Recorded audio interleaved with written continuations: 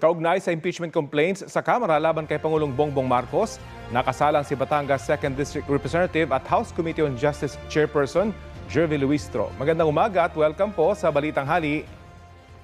Good morning and thank you for having me here in Balitang Hali. Opo, ano po yung naging konsiderasyon nyo para i-consolidate yung mga impeachment complaint laban kay Pangulong Marcos? Well, actually, it's a matter of rule na pagdating ng Committee on Justice, there should be one impeachment complaint to speak of, no? And that is why, with our acceptance of these two impeachment complaints, one filed by Attorney De Jesus and the other filed by the Makabayan Bloc, before we start the process, we're supposed to consolidate these two impeachment complaints. This only means na tatalakayin namin as one itong dalawang impeachment complaints precisely with respect to determination of sufficiency in form at ganoon din sa determination of sufficiency in substance. Nabanggit niyo po yung dalawang yun. Pakipalawan para sa ating mga manonood, ano po ba yung requirement para maituring na sufficient in form at sufficient in substance yung mga inihaing impeachment complaint? Kapag sinabi po natin sufficient in form, it means na it is signed by the complainant who can be a private individual or a member of the House. It should be verified before an administering officer. And kung ito'y filed ng private individual, dapat may accompanying resolution from a House member, no? So ito yung mga requirements for us to see that the impeachment complaint is sufficient in form. Kapag sufficient in substance naman po, yun yung medyo mas masalimuot, ika nga.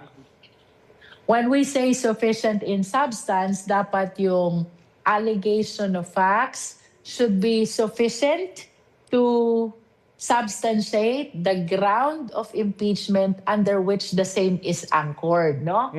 Let us remember that there are specific grounds mentioned under the Constitution. One is culpable violation of the Constitution.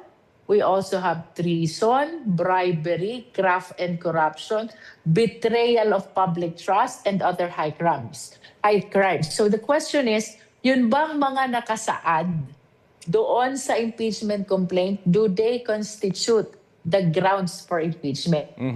At yun pong sasagutin sa inyong komite. Ngayon po at nasa inyong komite na itong dalawang complaints, pwede po bang humabol pa? Nagsimula na po ba yung one-year bar rule? Kasi may dalawang school of thoughts tungkol dito. Wala nang pwedeng humabol, Rafi, no?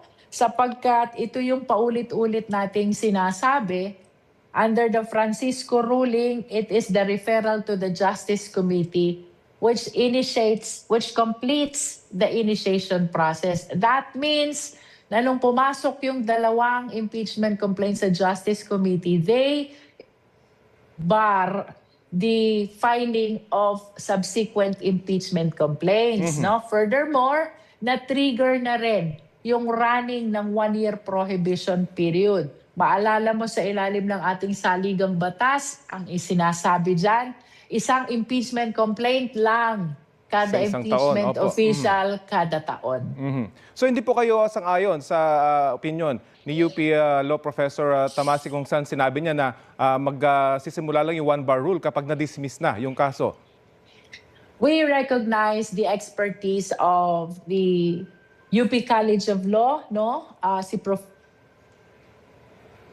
We are strictly adhering to the rules and the existing jurisprudence, no? That is our interpretation about the one-year bar rule. Ano na pong tinitingnan yung timeline sa gagawing deliberasyon ng inihahing impeachment complaint? Well, initially, Rafi, kailangan muna naming makita yung sufficiency in form and substance. That is why we are dedicating the hearings which we will be holding this coming week dito sa dalawang ito. After this, we will proceed to kung sufficient both in form and substance. We will be proceeding to issuing of notice for the filing of the answer of the respondent as well as for the receiving of all evidence. That includes the swearing in of all the affidavits and counter affidavits, no? Pag nakompleto ito, lahat ng responsive pleadings, including all the affidavits, we will proceed to step 3, that is the determination whether or not there's sufficient basis to support the impeachment complaint, no? After that, we will proceed to step 4, that is the hearing proper. Doon sa hearing proper naman, iimbitahan na natin yung complainants, witnesses, and even the respondent. Okay. Let me volunteer this position, no? Kasi palagi tayong tinatanong, paano kung hindi dumating yung respondent? It is actually his prerogative whether to come or not to come. Kasi ito pong kanyang presence during the hearing before the Justice Committee is anchored on his right to due process. So kung hindi siya dadating, that is tantamount to waiving his right to be present during the hearing. And the same interpretation po yan in any other investigation before different investigative bodies here in the Philippines, no? And after we concluded the hearing proper, Rafi, we will be proceeding to our last step. That is the determination of whether or not there is a probable cause that supports the impeachment complaint. Whatever is the decision of the Justice Committee, we will be submitting our committee report to the plenary, which will be subject to the approval of at least 1/3 of all the members of the House. Malinaw po. Paano naman po pagka nagkasabay itong complaint naman na posibleng ihain next week laban kay Vice President Sara Duterte? Paano po ito i-manage ng inyong komite? Rafi, the least I can say is, hindi naman po ito matter of choice or preference. This is a constitutional mandate that we really have to face. So kung magkadalawa yan, it only means wala po kaming choice kung hindi i-receive yung susunod pa na impeachment complaint against another impeachable official, no? Let me express my highest faith and confidence to the 38 members, that includes Mina, the 38 members of the Justice Committee. I believe that they have the necessary skills, knowledge, and background to receive, investigate, and hear these impeachment complaints. I am positive, Rafi, no, that with proper strategy and with support of all the members, we will be able to discharge with confidence kahit pa maging dalawa ang impeachment complaints na nakabinbin dito sa Justice Committee. Pero hindi naman po maapektuhan nyo yung legislative work dyan po sa mababang kapulungan ng Kongreso? Well, definitely, there are various committees in the House of Representatives, no? Meron silang kani-kanilang jurisdiction. Siguro, the least I can say, mahihirapan ang Justice Committee kasi aside from the impeachment complaints, ay meron pa kaming mga bills pending before us.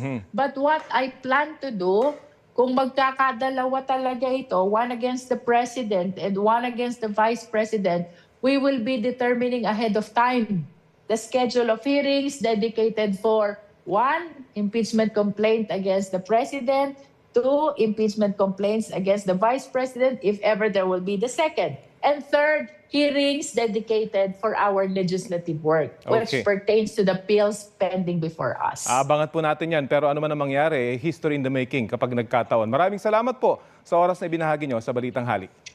Thank you, Rafi, at magandang tanghali po sa lahat ng mga televiewers. Salamat po si House Committee on Justice Chairman Representative Jervil Luistro.